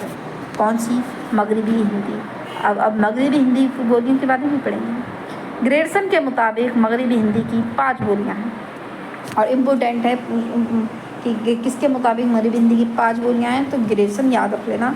खड़ी बोली है हिंदुस्तानी, हरियाणवी, ब्रजभाषा, कन्नौजी, बुंदेली, ठीक है। ये ग्रेडसन के मुताबिक मगरबी हिंदी की कितनी बोलियाँ हैं? तो 5 बोलियाँ हैं, यही हैं 5 बोलियाँ। मशरक़ी हिंदी की 3 है, मगरबी हिंदी की 5 है। मगरबी हिंदी की कौन कौन सी है और मशरक़ी हिंदी की कौन सी है? अवधी, बघेली और छत्तीसगढ़ी। और मगरबी हिंदी की कौन सी है? तो मगरबी हिंदी की खड़ी बोली है हिंदुस्तानी, हरियाणवी, ब्रजभाषा, कन्नौजी और बुंदेली। ये हरियाणवी का नाम दूसरा है, जाटू या बांगड़ू भी इसे कहा जाता है, तो याद रखना इम्पोर्टेंट है, इसे भी सवाल बने हैं, ठीक है। मगरबी हिंदी की 5 बोलियों को 2 गिरोह में तकसीम किया जाता है। इनको 2 गिरोह में तकसीम कैसे किया जाता है? तो वो एक है ऊ का आयत को तरजीह देने वाली बोलियाँ, एक है आ की शक्ल रखने वाली बोलियाँ। देखो ऊ को आप आ की याद रख लेना, ऊ की खुद ब खुद याद हो जाएंगी। मगरबी हिंदी की अगर बोलियाँ आपको याद हो गई तो फिर आप आ वाली याद कर लेना, हरियाणवी और खड़ी बोली। ऊ वाली तो खुद ब खुद याद हो जाएंगी कि ऊ को तरजीह देती हैं, वो ब्रजभाषा, बुंदेली और कन्नौजी हैं। और आ की शक्ल रखने वाली बोलियाँ तो हरियाणवी और खड़ी बोली। इन्हीं 2 को आप याद रख लेना, हरियाणवी और खड़ी बोली, या आगे शक्ल रखने वाली, अब ऊ की शक्ल वाली खुद ही पता चलेंगे। और ये PYQ इससे बनी है, देख लेना। ब्रजभाषा, अब एक एक करके मगरबी हिंदी की जितनी बोलियाँ हैं हम इसको डिटेल में देखते हैं। ब्रज को मगरबी हिंदी की नुमाइंदा बोली कहा जाता है, ठीक है। याद रखना, मगरबी हिंदी की नुमाइंदा बोली कौन सी है? नुमाइंदा बोली तो वो है ब्रजभाषा। ब्रजभाषा मरकजी ब्रज यानी मथुरा का इलाका है, लेकिन ये आगरा, भरतपुर, धौलपुर, करौबी, रियासत ग्वालियर और जैसे जयपुर जयपुर के मशरक़ी अजला तक फैली हुई है। शुमाल में गुड़गांव जिला के मशरक़ी हिस्सों में भी राइज है कौन ब्रज भाषा। फिर है बुंदेली या बुंदेलखंडी। बुंदेली बुंदेलखंड में बोली जाती है और इसके बोलने वाले बुंदेले कहलाते हैं। फिर है कन्नौजी। कन्नौजी मगरबी हिंदी की इस बोली का नाम है जो शहर कन्नौज के नाम पर जो जिलाए फर्रुखाबाद में है कन्नौज। फिर है हरियाणवी, इसे बांगड़ू या जाटू के नाम से भी जाना जाता है। दिल्ली के शुमाल मगरबी अजला करनाल रोहतक हिसार वगैरह की बोली इन तीनों नामों से पुकारी जाती है। हरियाणा खड़ी बोली या हिंदुस्तानी के नीचे मैंने लिखा है। मगरबी रोहिलखंड दुआवा की शुमाली हिस्सा और पंजाब के ज़िला अम्बाला में ये बोली जाती है खड़ी बोली या हिंदुस्तानी। मगरबी हिंदी ये मध्य देश की ज़ुबानें गहरा रिश्ता रखने वाली इसकी जो ज़ुबानें हैं वो ये हैं पहाड़ी बोलियाँ, गुजराती, राजस्थानी, पंजाबी। अब ये मध्य देश की ज़ुबान से जो मगरबी हिंदी इस मध्य देश की ज़ुबान से जो गहरा ताल्लुक़ रखती हैं, ठीक है, वो ये है पहाड़ी बोलियाँ हैं, गुजराती हैं, राजस्थानी है, पंजाबी। पहाड़ी बोली में देख लो, पहाड़ी बोलियों में यूरोपी पहाड़ी है, गुजराती है, राजस्थानी है, ठीक है। यूरोपी पहाड़ी इसमें नेपाल में बोली जाती है, इसको नेपाली, पर्वतिया, गोरखी और सिखाकिराली कहते हैं। दरमियानी पहाड़ी इसमें की दो शक्लें हैं, कमयूनी और घड़ौली। मगरबी पहाड़ी ये शिमला और उसके आसपास के पहाड़ी इलाके में बोली जाती है। फिर गुजराती, राजस्थानी, तो गुजराती, राजस्थानी और राजस्थान की 4 बोलियाँ हैं मारवाड़ी और मालवी, जयपुरी और मेवाती। फिर है पंजाबी। लफ्ज़ पंजाबी का इतलाक़ आमतौर पर इन तमाम बोलियों पर किया जाता है जो दरियाए सिंध से लेकर अम्बाला तक बोली जाती हैं। और है लिसानियात से मुताल्लिक़ अहम निकात जितना भी हमने पढ़ा है अभी तक उसके जो इम्पोर्टेंट पॉइंट थे वो मैंने अब लिखे हैं कि एक बार फिर से शॉर्ट में ये रिवीजन समझ लो आप। ये नीचे जो लिखे हैं ज़ुबानों के कितने तो कुल 8 ख़ानदान हैं और सबसे बड़ा ख़ानदान कौन सा है तो हिंद यूरोपी है। हिंद यूरोपी ख़ानदान से उर्दू और हिंदी का ताल्लुक़ है, ठीक है, समझ जाना। हिंद आर्याई अहद को 3 हिस्सों में तकसीम किया है, कदीम हिंद आर्याई, वस्ती हिंद आर्याई, जदीद हिंद आर्याई। कदीम हिंद आर्याई का दौर कब से है तो 1500 कबले मसीह से 500 कबले मसीह और ये 1000 ईस्वी तक का दौर है। वस्ती हिंद आर्याई का दौर है 500 कबले मसीह से 1000 ईस्वी तक का ज़माना है और ये कुल 1500 साल का है। ये पढ़ने के बाद भी अगर जिसको डाउट रहे, क्लियर नहीं हो पाया, अभी कैसे समझ में ही नहीं आया हो लेक्चर, तो अब लास्ट में मैं एक माइंड मैप भी आपको दिखाऊंगी, ठीक है। जदीद हिंद आर्याई दौर इसमें 1000 ईस्वी से लेकर अभी तक का दौर है। और प्लीज़ जिसने वीडियो को लाइक नहीं किया हो तो प्लीज़ आज ज़रूर से लाइक कर देना। आज मैं कह रही हूँ, वरना मैं ज़्यादातर कहती हूँ तो एक बार लास्ट में ही कह देती हूँ, वरना कहती भी नहीं हूँ कि आप वीडियो को लाइक करें, लेकिन इसके लिए आप ज़रूर लाइक करना, ठीक है, ताकि मुझे पता तो चले आपको वीडियो अच्छी लगती है नहीं लगती है, मुझे और मेहनत करना चाहिए। और अगर अच्छी नहीं भी है तो भी आपको लोग कमेंट करके बताना कि वीडियो में क्या इम्प्रूवमेंट करनी चाहिए। अगर मैं इसको टेक्स्ट को ना उसमें करती क्या कहते हैं तो बहुत टाइम लग जाता टाइपिंग करने में, और नोट्स हैं जो उर्दू है तो ज़्यादा इतना वो भी नहीं हो पाता है। मैं अगर उसको मतलब एआई की हेल्प से मैं करती भी तो इस वजह से मैंने इसको टाइप नहीं किया। मेरे पास इतना टाइम भी नहीं है अभी, मुझे भी एक एंट्रेंस एग्ज़ाम देना है, ठीक है। यह कदीम हिंद आर्याई का दौर है 1500 कबले मसीह से 500 कबले मसीह तक का, और ये 1000 ईस्वी तक का दौर है। और वस्ती हिंद आर्याई का दौर है 500 कबले मसीह से 1000 ईस्वी तक का, ये कुल 1500 साल का है। जदीद हिंद आर्याई दौर 1000 से लेकर अभी तक का दौर है। याद रखना ये 1000 का कौन सा दौर है, 1500 साल का कौन सा दौर है। फिर है सामी ख़ानदान। सामी ख़ानदान से और जदीद का मतलब ये पूछे ही जाते हैं कि इनके मतलब कब से कब तक का ये दौर है, कदीम, वस्ती, जदीद। सामी ख़ानदान से अरबी और इब्रानी निकली हैं। द्राविड़ी ज़ुबान जनूबी हिंदुस्तान दक्कन में राइज है। तमिल, तेलुगु, कन्नड़, मलयालम इनकी मशहूर शाखें हैं। कदीम हिंद आर्याई अहद में 4 वेद मिलते हैं, ऋग्वेद, यजुर्वेद, सामवेद, अथर्ववेद। कदीम हिंद आर्याई को ज्ञानचंद्र जैन ने कितने 2 में तकसीम किया है, वैदिक, क्लासिकल, इसमें बताया था मैंने वेद, और इसमें बताया था महाभारत और रामायण। अब देखो डॉक्टर सुदेश्वर वर्मा ने कदीम हिंद आर्याई को कितने 5 में तकसीम किया है, वैदिक मंजिल, वैदिक मंजिल जिनमें ऋग्वेद, अथर्ववेद और सामवेद के ये हैं, चारों वेद हैं, ऋग्वेद, यजुर्वेद और सामवेद। अहद पानी की मंजिल, इस दौर में संस्कृत आलिमों की ज़ुबान बन जाती है। रजविया मंजिल, इस आदि मंजिल भी कहा जाता है, इसमें महाभारत लिखी जाती है। दीनवी मंजिल, इसमें संस्कृत को 1832 में सरकारी ज़ुबान का दर्जा दिया गया है।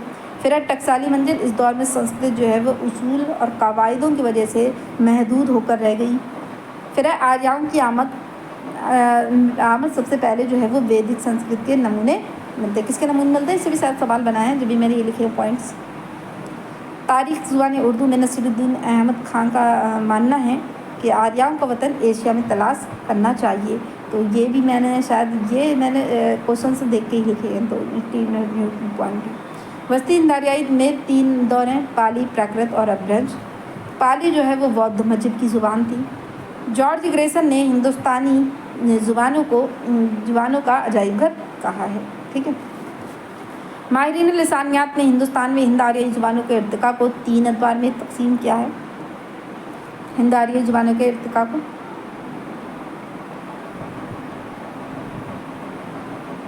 ये अलग पॉइंट है, इसका ये मत समझना। फिर अपभ्रंश जो है वो द्राविड़ और आर्याओं के इम्तिजाज से पैदा होने वाली ज़ुबान है।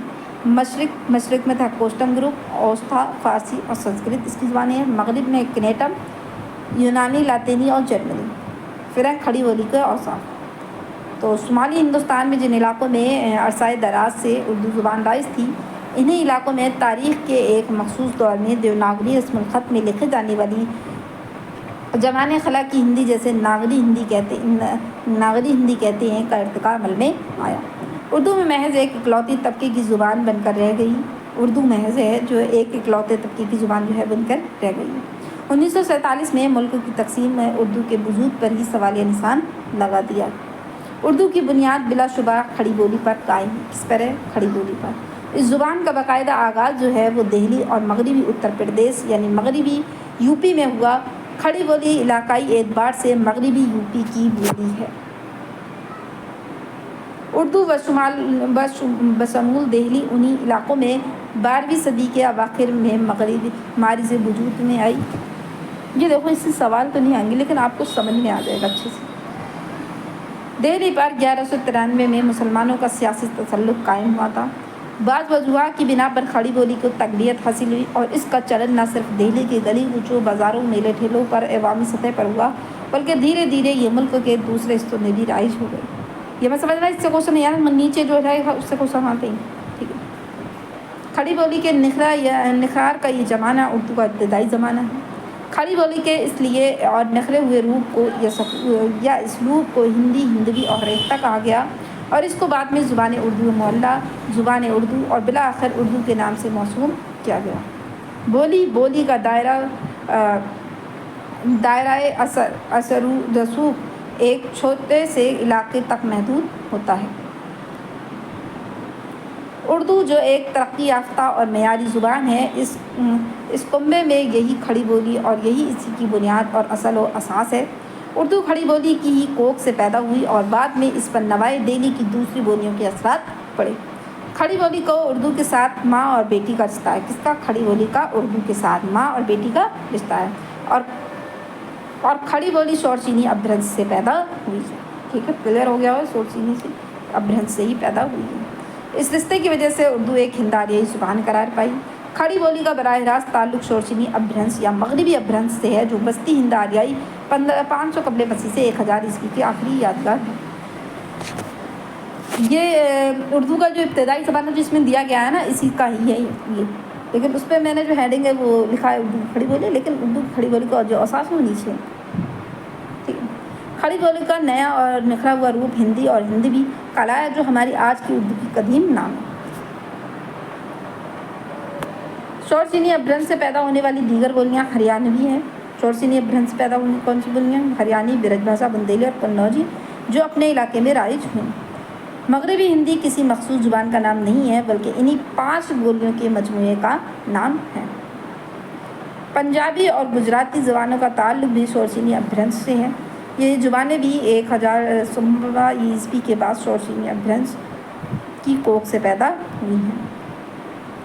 खड़ी बोली की बुनियादी खसूसियात यह है कि इसके इसमा ज़माइर सिफ़ात और अफ़ाल बिलअमूम तवील मुसब्बते पर ख़त्म होते हैं। मसलन लड़का बेटा, इसमें मेरा ज़मीर है, बड़ा सिफ़त, आया गया फ़ेल है। देखो अभी मैं आपको समझा दूँ, ठीक है। देखो खड़ी बोली की बुनियाद क्या है कि इसके इस्मा और ज़माई सिफ़त और अफ़ाल बिलअमूम तवील मुसब्बते आ पर ख़त्म होते हैं। मसलन लड़का बेटा, इस पर ख़त्म होंगे। फिर मेरा, देखो बड़ा, आया गया, सब में अलिफ आ रहा है। फिर जेल के दोनों जुमले मैंने एक ही लिखा है, दो नहीं लिखे हैं। देखो मेरा आ गया अलिफ, बड़ा इसमें आ गया, बेटा आ गया अलिफ, दिल्ली गया, मेरा बड़ा बेटा दिल्ली गया। तो ये है खड़ी बोली का जुमला। अभी नीचे और आपको हो जाएगा। ब्रज भाषा में इस्मा और ज़माइर सिफ़ात और अफ़ाल वाव पर ख़त्म होते हैं। मसलन लड़को बेटो, जब भी तो इसको ऊ की तरजीह देता है, ठीक है। अब जो है हम खड़ी बोली के औसाफ पढ़े ना, खड़ी बोली जो है वो अलिफ, वो अलिफ को और हरियाणवी जो है अलिफ को तरजीह देते हैं। लेकिन जो कन्नौजी है, जो और बोलियाँ हैं, जो ब्रज भाषा है, बुंदेली, कन्नौजी, ये जो बोलियाँ वो बाव से, देखो ब्रज भाषा में जो है वो बाव पर ख़त्म होते हैं। लड़को बेटो आयो गयो, कहते हैं बेटा आया गया, इस लड़का, तो ये इसमें क्या है, लड़को बेटो आयो गयो। खड़ी बोली के मज़कूरा दोनों जुमले ब्रज भाषा में यूँ अदा किए जाएंगे। साबन आयो, देखो खड़ी बोली के हैं ये, और ब्रज भाषा में किस तरह कहेंगे, साबन आयो, मेरा बड़ा बेटो दिल्ली गयो। अब देखो ये ब्रज भाषा का है, तो ब्रज भाषा में क्या है, बाव बाव सब में लगे हैं। खड़ी बोली का निखार का ज़माना उर्दू का इब्तदाई ज़माना है। उर्दू शुमाली हिंदुस्तान में 12वीं सदी के अवाखिर में खड़ी बोली की शक्ल में मारूज़ वजूद में आई। इसमें कतई किसी शक व शुबा की गुंजाइश नहीं है कि उर्दू ज़ुबान ज़माना हाल की हिंदी से कदीम तरीन ज़ुबान से क्योंकि इसका अदबी इस्तेमाल आज के 700 कबल शुरू हो चुका था। खड़ी बोली का इलाका दो आवाओ गंगो जम, यानी मेरठ, सहारनपुर, मुजफ्फरनगर, बिजनौर, रामपुर और मुरादाबाद के इलाके में है। खड़ी बोली का इलाके हैं ये, ठीक है। सहारनपुर, मुजफ्फरनगर और मेरठ के इलाके में मुसद्दद अल्फाज कसरत से इस्तेमाल होते हैं। कहाँ पर, सहारनपुर में, मुजफ्फरनगर में और मेरठ में। और इसी वजह से क्या कहा जाता है, इज़लाए मुसद्दद कहा जाता है किसे, सहारनपुर, मुजफ्फरनगर और मेरठ, ठीक है, याद रखना। इज़लाए मुसद्दद किसको कहा जाता है। खड़ी बोली की सबसे बड़ी खुसूसियात माकूसी अल्फाज दे का कसरत से इस्तेमाल है। जैसे गड्डी, गाड़ी, जैसे गड्डी, गाड़ी को क्या कहेंगे, वो गड्डी कहेंगे। बादल को क्या कहेंगे, बद्दल कहेंगे। खड़ी बोली की सबसे बड़ी खुसूसियत है माकूसी अल्फाज दे का कसरत से इस्तेमाल, ठीक है। फिर है मुसद्दद अल्फाज का कसरत इस्तेमाल, जैसे बादल को कहेंगे बद्दल, नदी को कहेंगे नदी, ठीक है। और दरमियानी हे का गिरा देना, जैसे निये, नहीं को कहेंगे, कहीं को का कहेंगे। इसी नफ्सी आवाज़ों को हज़फ कर देना, जैसे वो को का को कहाँ, मतलब कहाँ को का पढ़ेंगे वो। और मुसब्बतों को अनफियाद यानी जो है ये नून मुन्ना के ज़्यादा करने का रिवाज है। जैसे फ़ातिमा, फ़ातिमा को क्या कहेंगे, फ़ातिमा। और कहना को क्या कहेंगे, कहना। कूच दर कूच को क्या कहेंगे, कूच दर कूच, ठीक है। ड़े और ड़े, अभी नीचे मैंने शॉर्ट में भी लिखा था, देख लेना। ड़े और ड़े पर डाल और डेह को तरजीह देना, जैसे गाड़ी को गड्डी और पढ़ना को पढ़ना, ठीक है। फिर है साकिन को मुतहर्रिक करने का रुझान जो आज तक अवाम में बाकी है। मसलन वक्त को वक़्त, शकल को शक्ल, रहम को रखम वगैरह। आ लगा कर जमा बनाने का रुझान भी है, जैसे दाना की खड़ी बोली की है, दाना, खेता वगैरह। ने का इस्तेमाल दक्कनी उर्दू की तरह खड़ी बोली में भी ज़्यादातर एक से ही है। दक्कनी और खड़ी बोली का, देखो ने का इस्तेमाल दक्कनी उर्दू की तरह खड़ी बोली में भी बाकायदा तौर पर पाया जाता है। यानी ये फ़ाइली और मफ़ूली दोनों हालतों में, जैसे बंदर ने उसने देख लिया, कहना ये चाहिए कि बंदर ने उसको देख लिया, लेकिन ये क्या, बंदर ने उसने देख लिया। अब खड़ी बोली में ज़मीर मेरा तेरा की जगह क्या आता है, तुझ और मुझ का इस्तेमाल होता है।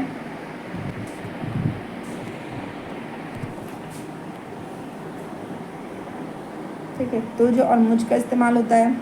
खड़ी बोली में अफ़आल की ये सूरत हाल है कि इसमें मारता हूँ की जगह मैं मारूँ हूँ, वो मारे है की जगह तू मारे है।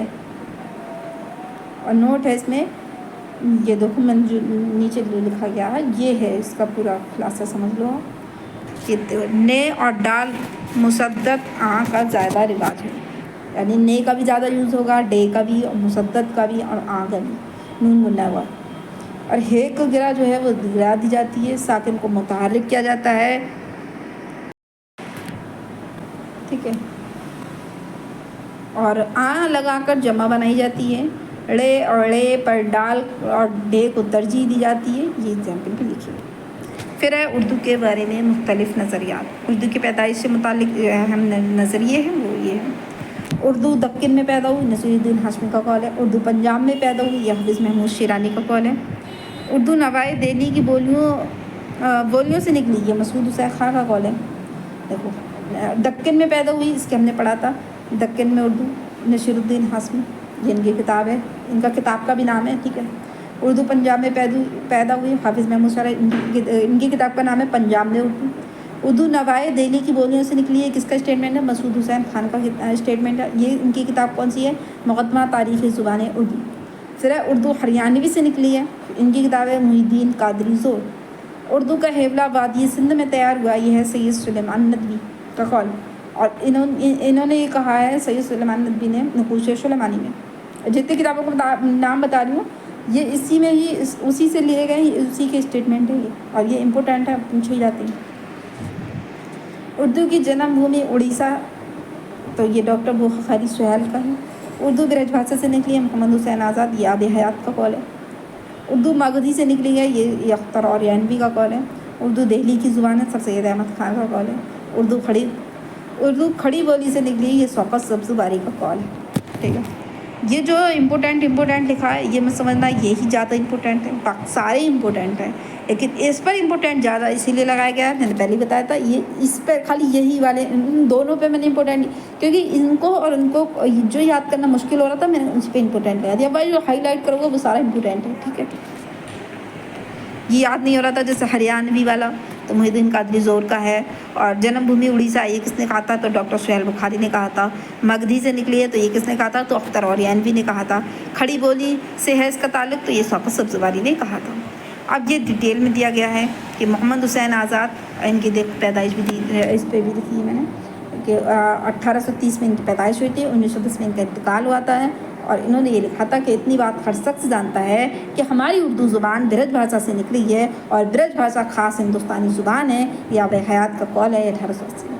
इसके अलावा मीर अमन है, सर सैयद है, इमाम बख्श हैं, सैयद शमसुल्लाह कादरी हैं, माहिर लिसानियात रोडोफ हॉरिले ने ब्रज भाषा को ही उर्दू की असल करार दिया है।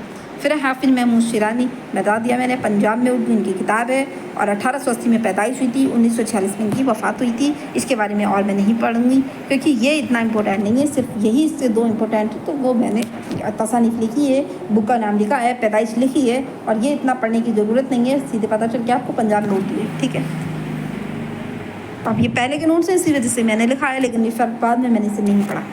फिर सैयद सुलेमान नदवी, इनकी देख लो, नक़ूश सुलेमानी, और ये 1939 में इनकी किताब लिखी। इनकी किताबों की एक बात मैंने ये नहीं लिखी यहाँ कि इनकी किताब कब शाये हुई, मतलब कौन सी किताब कब हुई, क्योंकि किताबों की पैदाइश से भी आते हैं सवाल, उनकी तरतीबवार से भी आते हैं। ठीक है, तो ये आप लोग का काम है, अब आप लोग देख लेना सर्च करके कि नक़ूश सुलेमानी कब लिखी गई। इसकी तो मैंने दिया, नक़ूश सुलेमानी कब लिखी गई देख लेना, मुक़द्दमा तारीख़ ज़ुबान उर्दू कब लिखी गई, और पंजाब में उर्दू कब लिखी गई, ये सारी देख लेना, और इनके उससे सवाल बनते हैं। ठीक है, देख लेना। सैयद सुलेमान नदवी की पैदाइश हुई थी 1884 में, वफ़ात हुई 1954 में। फिर नसीरुद्दीन हाशमी, इनकी दक्कन में उर्दू किताब है, और ये है 1895 में इनकी पैदाइश हुई, 1964 में नसीरुद्दीन हाशमी का इनकी वफ़ात हुई। फिर हम डॉक्टर शौकत सब्ज़वारी, इनकी किताब है दास्तान ज़ुबान उर्दू। इनकी पैदाइश हुई थी डॉक्टर शौकत सब्ज़वारी की 1908 में और वफ़ात हुई 1973 में। फिर है मीर अमन। मीर अमन के बारे में कॉल है कि उर्दू अकबर के ऐद में पैदा हुई और शाहजहाँ के ज़माने में इसने फ़रोग पाया। इंपॉर्टेंट है, याद रखना, ये भी शायद एक बार पूछा, उसमें सही ज़ुमरे वाले गलत में आया था। फिर है प्रोफेसर मसूद हुसैन ख़ान। उनकी वो है मुक़दमा तारीख़ ज़ुबान उर्दू किताब है। उनकी पैदाइश हुई थी 1919 में, वफ़ात हुई 2010 में। नवाए दिल्ली की ये बोलियाँ उर्दू का असल मुनव्वा और सरचश्मा है। तो ये मसूद हुसैन खान का कॉल है। और अभी जो मैंने पढ़ा था कि उर्दू पैदाइश दिल्ली से हुई, इस तरीके का ये कॉल था। इनका क्या था, उर्दू नवाए दिल्ली की बोलियों से निकली है, ये इनका कॉल था। ठीक है, होने वाली है अभी क्लास। मुहिद्दीन कादरी ज़ोर। मुहिद्दीन कादरी ज़ोर जो है 1905 में इनकी पैदाइश हुई, 1962 में इनका इंतकाल हुआ। हिंदुस्तानी लिसानियात इनकी किताब है। उर्दू पर हरियाणवी के असरात की कायल हैं। कौन है? मुहिद्दीन कादरी ज़ोर। इम्पोर्टेंट है, ठीक है, याद रखना। अगर मुसलमान शुमाली हिंद में दाखिल ना हुए होते तो जदीद हिंद आरियाई ज़ुबानों के आगाज़ में काफ़ी ताख़ीर हुई होती। ये सुनीति कुमार चटर्जी का कॉल है, याद रखना, ठीक है, इम्पोर्टेंट है ये, बाद में ये मैंने लिखा है। उर्दू ज़ुबान ब्रज भाषा से बनी है, ना पंजाबी से, बल्कि मखलूक ज़ुबानों से मुतासिर होकर खड़ी बोली पर इसने अपनी बुनियाद कायम की है। तो ये है डॉक्टर सैयद एजाज़ हुसैन का कॉल। इम्पोर्टेंट है, याद रखना। अब ये देखो, ये मैंने बनाया है पूरा चार्ट पेपर।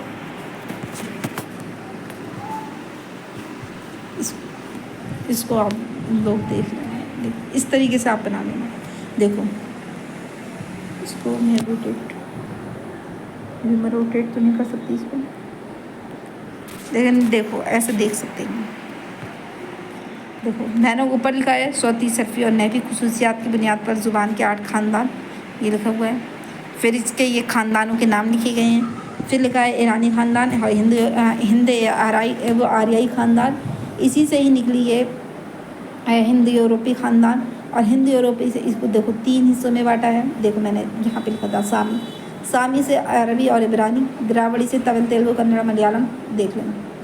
देखो फिर लिखा है मैंने इसका देखो कदीम हिंद आरियाई 3 हिस्सों में, कदीम हिंद आरियाई, बस्ती हिंद आरियाई और जदीद हिंद आरियाई। अब कदीम हिंद आरियाई का अरबी देखो ये क्या, ज्ञानचंद जैन ने 2 में, डॉक्टर सुदेश्वर वर्मा ने 5 में। फिर है कदीम हिंद आरियाई दौर। तो ये देखो ये हो गया कदीम हिंद आरियाई का। फिर मैंने ये बस्ती हिंद आरियाई दौर पर लिखा है, यानी ये एक पेज बड़े पेज पर बना लिया गया है। या आप 2 पेज पर डबल पेज बनाएंगे तो अच्छे से बन जाएगा, या आप चार्ट पेपर पर बना सकते हैं आपको बनाना। तो ये देखो, और एक शॉर्ट नोट्स में फिर मैंने एक और चार्ट पेपर बनाया ना, वो थोड़ा साफ था। तो देखो फिर ये मैंने इस तरीके से लिखा है, ये बस्ती हिंद आरियाई, ये देखो 3, कदीम हिंद आरियाई, बस्ती हिंद आरियाई दूसरा दौर है और ये तीसरा दौर, ये लिखा है। फिर इनकी ये लिखी है, देखो ये पहला जो है इब्तिदाई प्राकृत पाली, अदबी प्राकृत, अभ्रंश। और फिर ये देखो फितरी ज़ुबान में प्राकृत पाली को कदीम मांगती, ये इस तरीके से लिखा है। फिर नीचे अधिच्य प्राच्य लिखा है। और फिर शौर से ये देखो पूरा आप देख लो और फिर इस तरीके से आप बना लेना।